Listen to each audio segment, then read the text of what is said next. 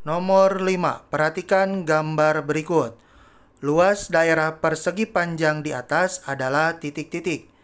A. 150 cm persegi, B. 152 cm persegi, C. 156 cm persegi, dan D. 160 cm persegi. Nah, kita hitung.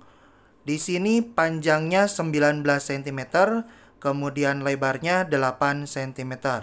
Untuk mencari luas persegi panjang, rumusnya adalah panjang kali lebar. Panjangnya tadi 19 dikali lebarnya 8. 19 dikali 8 yaitu 152.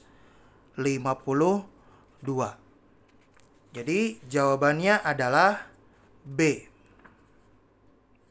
152 cm persegi.